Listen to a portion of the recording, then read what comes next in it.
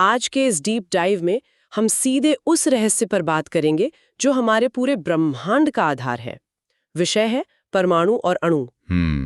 और ये चर्चा मुख्य रूप से कक्षा 9 विज्ञान के अध्याय 3 पर आधारित है। एक तरह से ये हमारे भौतिक अस्तित्व के मूल आधार को समझने की चाबी है। बिल्कुल। आज का हमारा मिशन ये डिकोड करना है कि हमारे आसपास मौजूद हर एक वस्तु, जिसे हम पदार्थ कहते हैं, वो असल में किन अत्यंत सूक्ष्म कणों से बनी है। सही कहा। ब्रह्मांड की संरचना को समझने के लिए हमें एकदम बुनियादी स्तर पर जाना ही होगा। ठीक वैसे जैसे किसी इमारत को समझने के लिए उसकी एक एक ईंट को समझना पड़ता है। हाँ, ये एक बहुत ही रोचक दृष्टिकोण है। हम अक्सर ये मान लेते हैं कि मतलब विज्ञान की सारी बड़ी खोजें बस आधुनिक युग की देन है, लेकिन ये जानकर हैरानी होती है कि आधुनिक विज्ञान से बहुत पहले, लगभग 500 ईसा पूर्व, हमारे भारतीय दार्शनिक महर्षि कणाद ने पदार्थ और परमाणु का विचार दुनिया के सामने रख दिया था। यह ऐतिहासिक पहलू वाकई बहुत जरूरी है। जरा कल्पना करें कि बिना किसी आधुनिक सूक्ष्मदर्शी के उन्होंने केवल अपने तार्किक विचार से कितनी गहरी बात कही थी। उन्होंने एक बहुत ही सरल प्रयोग की कल्पना की थी कि यदि हम किसी पदार्थ को लगातार छोटे छोटे टुकड़ों में विभाजित करते जाएं, तो अंत में एक ऐसी सीमा आएगी जब बचने वाले सूक्ष्म कण को और नहीं तोड़ा जा सकेगा। बिल्कुल। और उस अविभाज्य कण को उन्होंने परमाणु का नाम दिया। इसी विचार को एक अन्य महान भारतीय दार्शनिक पकूधा कात्यायन ने एक कदम और आगे बढ़ाया। उन्होंने क्या जोड़ा इसमें? उन्होंने समझाया कि ये सूक्ष्म कण आमतौर पर प्रकृति में अकेले या स्वतंत्र रूप से नहीं रहते, बल्कि वे एक साथ संयुक्त रूप में पाए जाते हैं। अच्छा, यानी जुड़कर रहते हैं। हाँ, यही संयोजन हमें पदार्थों के अलग अलग रूप प्रदान करता है। और यह जानना भी दिलचस्प है कि लगभग उसी कालखंड में ग्रीक दार्शनिक डेमोक्रिटस और ल्यूसिपस ने भी बिल्कुल यही निष्कर्ष निकाला था। उन्होंने इन अविभाज्य कणों को एटम कहा था। सही कहा। एटम, जिसका ग्रीक भाषा में अर्थ ही अविभाज्य होता है। तो मतलब दुनिया के अलग अलग कोनों में दार्शनिक एक ही नतीजे पर पहुंच रहे थे, लेकिन एक समस्या थी। दार्शनिकों के पास ये बेहतरीन विचार तो था, पर वे इसे किसी वैज्ञानिक प्रयोग से साबित नहीं कर पाए थे। हाँ, और इन दार्शनिक विचारों को ठोस वैज्ञानिक आधार मिलने में 18वीं सदी के अंत तक का लंबा समय लग गया। फिर विज्ञान के मंच पर आते हैं जॉन डाल्टन। डाल्टन का परमाणु सिद्धांत। बिल्कुल। डाल्टन ने अपना प्रसिद्ध परमाणु सिद्धांत प्रस्तुत किया, जिसने रसायन विज्ञान की पूरी दिशा ही बदल दी। एक शिक्षक के नजरिए से अगर हम डाल्टन के सिद्धांत को स्टेप बाय स्टेप समझें, तो इसका पहला और सबसे बुनियादी नियम यह है कि सभी द्रव्य, चाहे वे तत्व हों, यौगिक हों या मिश्रण हों, वे अत्यंत सूक्ष्म कणों से बने हैं, जिन्हें परमाणु कहते हैं। तो अगर हम इस पहले नियम को आधार माने, तो इसका मतलब ये हुआ कि परमाणु वो मूल इकाई है जिसे किसी भी रासायनिक अभिक्रिया में न तो बनाया जा सकता है और न ही नष्ट किया जा सकता है। एकदम सही तार्किक निष्कर्ष।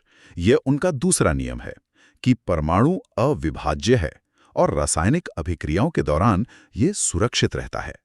इसके बाद तीसरे नियम में उन्होंने कहा कि किसी भी एक दिए गए तत्व के सभी परमाणु आकार, द्रव्यमान और रासायनिक गुणों में बिल्कुल एक समान होते हैं। जिसका सीधा सा अर्थ ये है कि सोने का हर एक परमाणु दूसरे सोने के परमाणु के बिल्कुल समान होगा। हाँ। और इसी से चौथा नियम भी स्पष्ट हो जाता है कि अलग अलग तत्वों के परमाणुओं के द्रव्यमान और गुण अलग अलग होंगे। यानी सोने का परमाणु लोहे के परमाणु से बिल्कुल अलग होगा। बिल्कुल अलग होगा। डाल्टन का यह सिद्धांत सच में एक नींव का पत्थर साबित हुआ। जब वैज्ञानिक ये समझ गए कि तत्व अलग अलग परमाणुओं से बने हैं, तो उनके सामने अगला बड़ा सवाल ये था कि ये तत्व आपस में कैसे और किन नियमों के तहत जुड़ते हैं। मतलब जब दो पदार्थ आपस में मिलकर एक नया पदार्थ बनाते हैं, तो उस रासायनिक अभिक्रिया के पीछे के नियम क्या होते हैं? यहीं पर एंटोनी एल लवोइजिए और जोसेफ एल प्राउस्ट जैसे महान वैज्ञानिकों का योगदान सामने आता है। जी, उन्होंने रासायनिक संयोजन के नियम दुनिया के सामने रखे। इन नियमों को समझना किसी पहेली को सुलझाने जैसा लगता है। ऐसा लगता है कि प्रकृति कुछ बहुत ही सख्त नियमों से चलती है। इस गहन विश्लेषण में आइए पहले नियम की बात करते हैं, द्रव्यमान संरक्षण का नियम। मैं श्रोताओं से कहूंगी कि इस कीवर्ड पर खास ध्यान दें, द्रव्यमान संरक्षण। इसका अर्थ है कि द्रव्यमान को संरक्षित रखा जाता है। इसे एक बहुत ही बेहतरीन और व्यावहारिक प्रयोग से समझते हैं, जो परीक्षाओं में भी अक्सर पूछा जाता है। हाँ बिल्कुल। मान लीजिए कि हमारे पास एक शंक्वाकार फ्लास्क यानी एक कोनिकल फ्लास्क है। इसमें हम 2 रसायन लेते हैं। उदाहरण के लिए एक छोटी परख नली में बेरियम क्लोराइड का घोल लेते हैं और उसे फ्लास्क के अंदर सावधानी से लटका देते हैं। और फ्लास्क के मुख्य हिस्से में गैस या पदार्थ बाहर न जा सके। ये कॉर्क लगाना बहुत जरूरी है ना, क्योंकि अगर गैस बाहर निकल गई तो हमारा वजन कम हो जाएगा और प्रयोग गलत नतीजे देगा। एकदम सटीक बात। अब हम इस पूरे फ्लास्क का वजन कर लेते हैं। मान लीजिए कुछ 100 ग्राम वजन आता है। अब हम फ्लास्क को थोड़ा झुकाकर अंदर लटकी हुई परखनली के रसायन को फ्लास्क के रसायन के साथ मिला देते हैं। तो अंदर तुरंत एक रासायनिक अभिक्रिया होती है, रंग बदलता है और नए पदार्थ बनते हैं। हाँ, लेकिन जब हम उस फ्लास्क को तराजू पर दोबारा तौलते हैं तो पता चलता है कि कुल द्रव्यमान में रत्ती भर भी बदलाव नहीं आया है। रत्ती भर भी नहीं? बिल्कुल नहीं। अभिक्रिया के पहले का कुल द्रव्यमान और अभिक्रिया के बाद का कुल द्रव्यमान बिल्कुल समान रहता है। इसे एक मजेदार एनालॉजी से समझ सकते हैं। ये बिल्कुल लेगो ब्लॉक्स से खेलने जैसा है। मान लीजिए लेगो ब्लॉक्स को जोड़कर एक घर बनाया और उसका वजन किया, फिर उसी घर को तोड़कर उन्हीं ब्लॉक्स से एक कार बना दी। बहुत ही शानदार उदाहरण। कार का आकार अलग है, रूप अलग है, लेकिन अगर आप उसे तौलेंगे तो कुल वजन उतना ही रहेगा क्योंकि ब्लॉक्स की संख्या नहीं बदली है। यानी द्रव्यमान का ना तो सृजन किया जा सकता है, ना ही विनाश। पदार्थ बस अपना रूप बदल रहा है। अब हम दूसरे महत्वपूर्ण नियम की ओर बढ़ते हैं, स्थिर अनुपात का नियम। इस नियम का संबंध इस बात से है कि जब यौगिक बनते हैं तो उनमें तत्वों का अनुपात क्या होता है। प्राउस ने इसे स्पष्ट करते हुए कहा था कि किसी भी यौगिक में तत्व सदैव एक निश्चित द्रव्यमानों के अनुपात में ही विद्यमान होते हैं। मग दो तत्वों से मिलकर बनता है। स्थिर अनुपात का नियम कहता है कि पानी चाहे बारिश का हो, किसी नदी का हो या किसी अत्याधुनिक प्रयोगशाला में बनाया गया हो, उसमें हाइड्रोजन और ऑक्सीजन के द्रव्यमान का अनुपात हमेशा 1:8 ही रहेगा। और इस 1:8 के पीछे का गणित भी बहुत सीधा है। जल में हाइड्रोजन के 2 परमाणु होते हैं जिनका कुल द्रव्यमान 2 यूनिट होता है और ऑक्सीजन के 1 परमाणु का द्रव्यमान 16 यूनिट होता है। तो जब हम 2 और 16 का अनुपात निकालते हैं तो वो 1:8 ही आता है। बिल्कुल।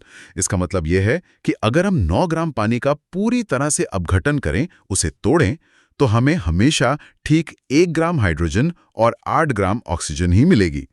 यह अनुपात प्रकृति में कभी नहीं बदलता। और यही बात अमोनिया यानी NH3 पर भी लागू होती है। सही कहा। अमोनिया में नाइट्रोजन और हाइड्रोजन हमेशा द्रव्यमान के अनुसार 14:3 के निश्चित अनुपात में ही मौजूद रहते हैं। ये सच में स्पष्टता लाता है। प्रकृति कितने कड़े गणितीय नियमों का पालन करती है, लेकिन इन नियमों को समझते हुए दिमाग में एक और बुनियादी सवाल उठता है। हम लगातार इन परमाणुओं की बात कर रहे हैं, लेकिन ये असल में होते कितने बड़े हैं? क्या हम इनके आकार की मानसिक छवि बना सकते हैं? स्रोत के अनुसार इनके आकार को मापने के लिए जिस इकाई का प्रयोग किया जाता है उसे नैनोमीटर कहते हैं। यह शब्द परमाणु के आकार को समझने की कुंजी है। नैनोमीटर? हाँ, 1 नैनोमीटर का मतलब होता है 1 मीटर का 1 अरबवां हिस्सा। अगर हम इसे गणितीय रूप में लिखें तो यह 10⁻⁹ मीटर होता है। इसे असल जिंदगी के उदाहरणों से समझना चाहिए। जैसे सेब का उदाहरण? बिल्कुल। कल्पना करें एक सेब की। उसका आकार लगभग 10⁻⁻1 मीटर होता है। एक चींटी? लगभग 10⁻⁻3 मीटर की होती है।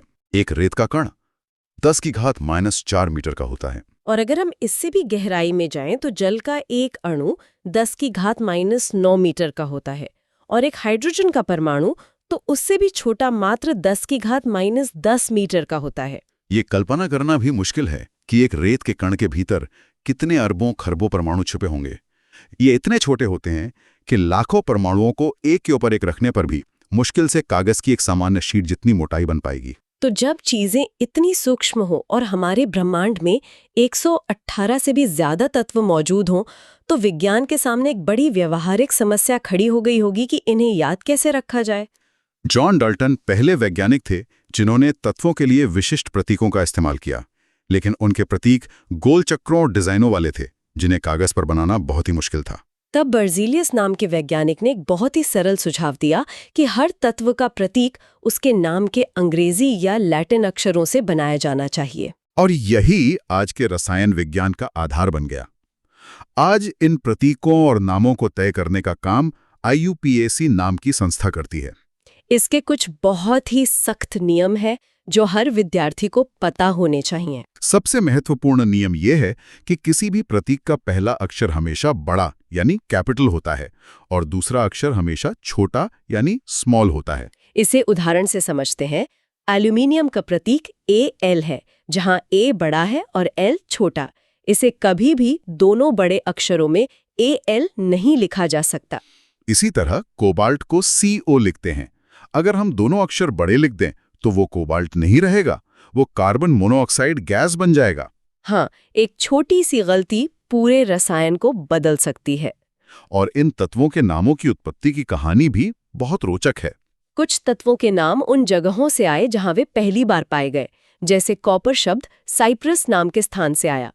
कुछ तत्वों के नाम उनके विशिष्ट रंगों से लिए गए, जैसे गोल्ड का नाम एक अंग्रेजी शब्द से आया जिसका अर्थ होता है पीला। लेकिन सबसे मजेदार वो हैं जिनके प्रतीक उनके लैटिन नामों से लिए गए हैं। जैसे आयन का प्रतीक Fe है, जो उसके लैटिन नाम फेरम से आया है। सोडियम का प्रतीक Na है, जो नेट्रियम से है, और पोटेशियम का प्रतीक K कैलियम से लिया गया है। अब जब हम तत्वों और उनके प्रतीकों के नियमों को समझ गए हैं, तो रसायन विज्ञान की एक और गंभीर चुनौती पर बात करते हैं। वो है परमाणु द्रव्यमान। जैसा कि हमने चर्चा की, परमाणु इतने छोटे हैं कि उन्हें शक्तिशाली सूक्ष्मदर्शी से भी देखना बहुत मुश्किल है, तो उनका वजन मापना तो असंभव सा ही था। हम 10⁻⁻10 मीटर के कणों की बात कर रहे हैं। इन्हें किसी तराजू पर तो रखा नहीं जा सकता। तो वैज्ञानिकों ने इस समस्या का समाधान कैसे निकाला? वैज्ञानिकों ने हर परमाणु का वास्तविक वजन निकालने के बजाय उनका सापेक्ष यानी रिलेटिव द्रव्यमान निकालने का निर्णय लिया। इसके लिए उन्हें एक मानक की जरूरत थी जिससे तुलना करके बाकी सबका वजन बताया जा सके। साल 1961 में कार्बन 12 समस्थानिक को इस मानक के रूप में स्वीकार किया गया। इसे स्रोत में दिए गए तरबूज के बेहतरीन उदाहरण से समझते हैं। ये एनालॉजी बहुत ही सटीक है। कल्पना करें कि एक फल विक्रेता है और उसके पास फल तौलने के लिए लोहे का कोई मानक बाट नहीं है। तो वो क्या करता है? वो एक बड़ा सा तरबूज लेता है और उसे ठीक 12 बराबर टुकड़ों में काटता है। वो मान लेता है कि पूरे तरबूज का द्रव्यमान 12 इकाई है। अब वो उस तरबूज के एक टुकड़े को अपनी मानक फल द्रव्यमान इकाई मान लेता है और बाकी सारे फल वो तराजू के एक पलड़े पर रखता है और दूसरे पलड़े पर तरबूज के टुकड़े रखता है। बिल्कुल। और बिल्कुल इसी तर्ज पे वैज्ञानिकों ने कार्बन 12 के एक परमाणु के द्रव्यमान के 1/12वें भाग को मानक परमाणु द्रव्यमान इकाई माना है। इस इकाई को U यानी यूनिफाइड मास से दर्शाया जाता है। अब बाकी सभी तत्वों के परमाणुओं का द्रव्यमान इसी से तुलना करके निकाला जाता है। हाँ, उदाहरण के लिए ऑक्सीजन का परमाणु द्रव्यमान 16 U है। इसका सीधा सा मतलब है कि ऑक्सीजन का एक परमाणु कार्बन 12 के 1/12वें भाग से 16 गुना ज्यादा भारी है। तरबूज के टुकड़े से परमाणु का वजन समझना विज्ञान को असल जिंदगी से जोड़ देता है। अब एक कदम और आगे बढ़ते हैं और इस गुत्थी को सुलझाते हैं कि अणु और परमाणु के बीच आखिर बुनियादी अंतर क्या है। सरल शब्दों में कहें तो अधिकांश तत्वों के परमाणु इतने प्रतिक्रियाशील होते हैं कि वे स्वतंत्र रूप से अपना अस्तित्व बनाए नहीं रख सकते। उन्हें स्थिरता चाहिए होती है, इसलिए वे आपस में रासायनिक बंध द्वारा जुड़ जाते हैं। और जब 2 या 2 से अधिक परमाणु इस तरह कसकर जुड़ते हैं तो वे जो नई संरचना बनाते हैं उसे अणु कहते हैं। परमाणु भले ही अकेले आजाद रूप से न रह सकें, लेकिन अणु स्वतंत्र रूप से अपना अस्तित्व बनाए रख सकते हैं। यहाँ एक बहुत ही महत्वपूर्ण कीवर्ड पर जोर देना चाहूंगा, परमाणुकता। इस परमाणुकता शब्द का अर्थ है कि किसी भी अणु की संरचना में जितने परमाणु इस्तेमाल होते हैं उनकी संख्या को उस अणु की परमाणुकता कहते हैं। जैसे अगर हम आर्गन या हीलियम की बात करें तो वे एक परमाणुक होते हैं। वे इतने शांत होते हैं कि उनका एक परमाणु ही आजाद रह सकता है। लेकिन ऑक्सीजन के साथ ऐसा नहीं है। हम जो हवा में ऑक्सीजन सांस के रूप में लेते हैं वो अकेले O के रूप में नहीं होती, वो O2 के रूप में होती है। मतलब इसमें ऑक्सीजन के 2 परमाणु आपस में जुड़े होते हैं, इसलिए ये द्विपरमाणुक है। और अगर ऑक्सीजन के 3 परमाणु मिल जाएं तो वो ओजोन गैस बन जाती है, जिसे O3 कहते हैं, जिसकी परमाणुकता 3 है। अणुओं के साथ साथ रसायन विज्ञान का एक और महत्वपूर्ण स्तंभ है आयन। स्रोत के अनुसार धातु और अधातु से बने यौगिकों में कुछ आवेशित कण होते हैं। इन आवेशित कणों को ही आयन कहते हैं। आयन को समझना बहुत सीधा है। ये एक परमाणु भी हो सकता है और परमाणुओं का समूह भी। बस इन पर एक चार्ज या आवेश होना चाहिए। जिन आयनों पर धनावेश होता है उन्हें धनायन कहते हैं और जिन पर ऋण आवेश होता है उन्हें ऋणायन कहते हैं। जैसे हमारे घरों में इस्तेमाल होने वाला साधारण नमक सोडियम क्लोराइड, इसमें सोडियम धनायन होता है और क्लोराइड ऋणायन होता है। और जब परमाणुओं के एक पूरे समूह पर कोई नेट आवेश होता है तो उसे बहुपरमाणुक आयन कहते हैं। अब यहाँ एक बहुत ही व्यवहारिक चुनौती आती है, इन आयनों का इस्तेमाल करके रासायनिक सूत्र कैसे लिखा जाए। रासायनिक सूत्र लिखने के लिए हमें एक और नए कीवर्ड को समझना होगा, संयोजकता। संयोजकता को हम किसी परमाणु की संयोजन क्षमता के रूप में समझ सकते हैं। आसान शब्दों में ये किसी परमाणु के हाथों या भुजाओं की तरह है जो ये तय करती है कि वो दूसरे कितने परमाणुओं को पकड़ सकता है। स्रोत में इसके लिए ऑक्टोपस की एक बहुत ही मजेदार एनालॉजी दी गई है। कल्पना करें एक ऑक्टोपस की जिसकी 8 भुजाएं हैं और इंसानों की जिनकी 2 भुजाएं हैं। अगर उस 8 भुजाओं वाले ऑक्टोपस को इंसानों को इस तरह पकड़ना है, इंसानों की भी कोई भुजा खाली ना रहे, तो वो कितने इंसानों को पकड़ेगा? जाहिर है 4 इंसानों को, क्योंकि एक इंसान की 2 भुजाएं तो 4 इंसानों की कुल 8 भुजाएं हो गई। ऑक्टोपस की 8 भुजाओं ने इंसानों की 8 भुजाओं को पकड़ लिया। संयोजकता बिल्कुल ऐसे ही काम करती है। यह बहुत ही सटीक तरीका है। रासायनिक सूत्र लिखते समय हम इसी संयोजकता का इस्तेमाल करते हुए एक तरीका अपनाते हैं जिसे क्रिस क्रॉस तरीका कहते हैं। चलिए इसे स्टेप बाय स्टेप समझते हैं। सबसे पहले हम घटक तत्वों के प्रतीक लिखते हैं और उनके नीचे उनकी संयोजकता लिखते हैं। फिर उन संयोजकताओं को आड़ा तिरछा यानी क्रिस क्रॉस कर देते हैं। चलिए इसका एक उदाहरण लेते हैं। Magnesium chloride. पहले हम धनायन मैग्नीशियम का प्रतीक Mg लिखते हैं जिसकी संयोजकता 2 है। फिर उसके ठीक बगल में ऋणायन क्लोराइड का प्रतीक Cl लिखते हैं जिसकी संयोजकता 1 है। अब हम क्रिस क्रॉस करेंगे। मैग्नीशियम की संयोजकता 2 उठकर क्लोराइड के पास चली जाएगी और क्लोराइड की संयोजकता 1 मैग्नीशियम के पास आ जाएगी। इसे कागज पर लिखते समय हम Mg लिखते हैं और Cl लिखकर उसके ठीक नीचे दाईं ओर पैरों में छोटा सा 2 लगा देते हैं। तो हमारा सूत्र बनता है MgCl2। ये तो गणित की किसी पजल को सॉल्व करने जैसा है। एक और उदाहरण देखते हैं, एल्यूमिनियम ऑक्साइड। एल्यूमिनियम की संयोजकता 3 है और ऑक्सीजन की 2। जब हम क्रिस क्रॉस करेंगे तो एल्यूमिनियम के पैरों में ऑक्सीजन का 2 आ जाएगा और ऑक्सीजन के पैरों में एल्यूमिनियम का 3। तो सूत्र बन गया Al2O3। बहुत बढ़िया। लेकिन बहुपरमाणुक आयनों से जुड़ा एक बहुत ही महत्वपूर्ण नियम है ब्रैकेट का उपयोग। हाँ, यहाँ अक्सर विद्यार्थी गलतियां करते हैं। मान लीजिए हम कैल्शियम हाइड्रोक्साइड का सूत्र बना रहे हैं। कैल्शियम की संयोजकता 2 है और हाइड्रोक्साइड आयन की 1 है। हाइड्रोक्साइड एक बहुपरमाणुक आयन है क्योंकि इसमें ऑक्सीजन और हाइड्रोजन दोनों हैं। तो जब हम क्रिस क्रॉस करेंगे और कैल्शियम का 2 इस हाइड्रोक्साइड के पास भेजेंगे तो हमें पूरे OH को ब्रैकेट में रखना होगा। तो सही सूत्र बनेगा Ca फिर ब्रैकेट में OH और ब्रैकेट के बाहर 2 जिसे हम CaOH होल ट्वाइस पढ़ते हैं। बिल्कुल। अगर हम ब्रैकेट नहीं लगाएंगे और सिर्फ CaOH2 लिख देंगे तो इसका वैज्ञानिक अर्थ पूरी तरह बदल जाएगा। इसका मतलब होगा कि यौगिक में हाइड्रोजन के तो 2 परमाणु हैं लेकिन ऑक्सीजन का सिर्फ एक ही परमाणु है जो कि पूरी तरह गलत है। यह एक बहुत ही बारीक लेकिन जरूरी नियम है। अब इस विश्लेषण के अंतिम कॉन्सेप्ट पर नजर डालते हैं। आणविक द्रव्यमान की गणना कैसे की जाती है। हमने एक परमाणु का वजन निकालना तो सीख लिया, लेकिन पूरे अणु का द्रव्यमान कैसे निकालें? ये बहुत ही तार्किक है। किसी भी अणु में मौजूद सभी परमाणुओं के द्रव्यमान को बस गणितीय रूप से जोड़ दीजिए। उदाहरण के लिए नाइट्रिक अम्ल जिसका सूत्र HNO3 होता है, इसमें एक हाइड्रोजन है जिसका परमाणु द्रव्यमान 1 U होता है, एक नाइट्रोजन है जिसका द्रव्यमान 14 U होता है, और ऑक्सीजन के 3 परमाणु हैं। एक ऑक्सीजन का द्रव्यमान 16 होता है तो 3 का हुआ 16 गुणा 3 यानी 48 U। तो अब बस इन सबको जोड़ना है। 1 + 14 + 48 यानी कुल 63। यही नाइट्रिक अम्ल का आणविक द्रव्यमान है। अगर हम इन सारे नियमों, डाल्टन के सिद्धांतों, रासायनिक सूत्रों और स्थिर अनुपातों को एक साथ रखकर देखें तो ये बात साफ हो जाती है कि ये सब कुछ सिर्फ परीक्षा के लिए नहीं है। हमारे चारों ओर की हर एक चीज ब्रह्मांड के इन्हीं सख्त नियमों और अनुपातों का पालन करते हुए बनी है। ये प्रकृति की अपनी एक कोडिंग भाषा है। महर्षि कणाद के विचारों से शुरू होकर लेवाइजियर के प्रयोगों तक का ये सफर हमें बताता है कि ब्रह्मांड की जटिलता बुनियादी नियमों पर टिकी है। और अंत में यहाँ एक विचार है जो इस चर्चा को एक गहरे दार्शनिक स्तर पर ले जाता है। वो क्या? द्रव्यमान संरक्षण के नियम को याद करें, जिसके अनुसार परमाणु कभी नष्ट नहीं होते, वे बस अपना रूप बदलते हैं।